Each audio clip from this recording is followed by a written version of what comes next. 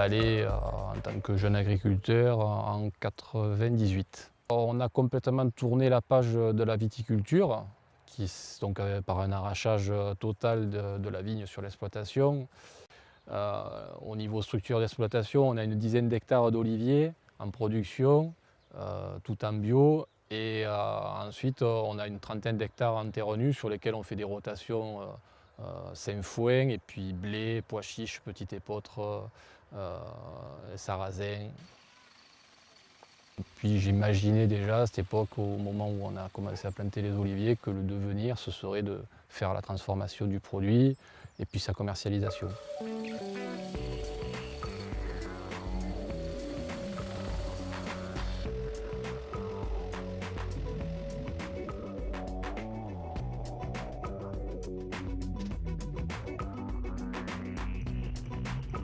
Le sens de la transformation du produit, en fait, je pense que c'est surtout pour arriver à communiquer avec le consommateur final. Si on ne le transforme pas, nous, à notre stade, on est, on va dire, dans la production de gros volumes ou de gros. Et donc, on a des intermédiaires entre nous et le consommateur qui font que on ne peut pas s'exprimer, on ne peut pas expliquer ce qu'on fait, comment on le fait et pourquoi on le fait. Après, au niveau de la transformation, donc, nous avons un moulin à huile.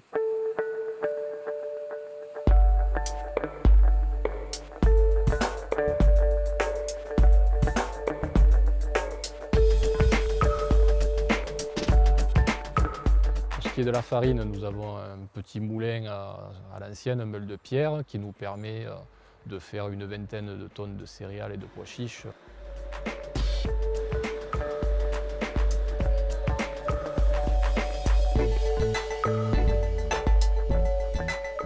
Ensuite, pour ce qui est de la vente, nous faisons la plus grosse partie de la vente en direct sur le magasin qui est attenant au moulin.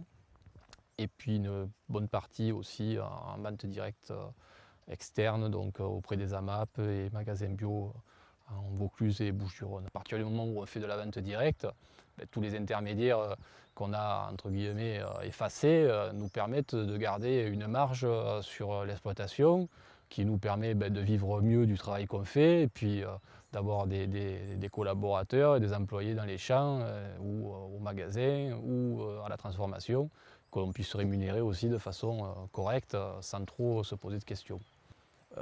Produire, c'est un métier, c'est déjà un métier en soi qui est assez complexe. Après, transformer, c'est un autre métier.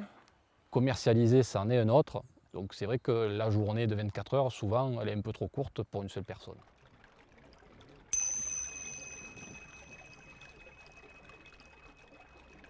Le passage en bio de l'exploitation, c'est pareil, ça s'est fait tout tranquillement, tout doucement.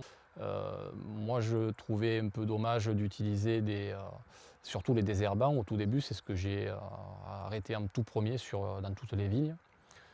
Pour une bonne et simple raison, j'avais un peu du mal à boire l'eau de ma source si j'imaginais que par percolation, tout ce que je mettais dessus finissait par se retrouver dans mon verre. Pour moi, la production reste stable et j'allais dire même qu'année après année, on a l'impression qu'il y a vraiment une symbiose qui se crée dans le verger entre les différents parasites et les différents adventices qu'on a. Et l'enherbement en fait, sur mes sols, c'est moi qui l'ai voulu et qui le gère. Et on n'a pas vraiment une concurrence des herbes sur le côté végétatif des arbres. Ce n'est pas un problème pour la récolte, c'est plus facile de travailler en mettant des filets sur un tapis d'herbe que dans de la boue, sur de la terre. Lorsqu'il vient de faire une petite pluie, on ne peut plus travailler, alors que nous, le lendemain, on peut recommencer à faire la récolte, c'est pas du tout gênant. Alors moi, je suis un enfant d'agriculteur, petit enfant d'agriculteur. Je vis dans mon temps, je vis aujourd'hui.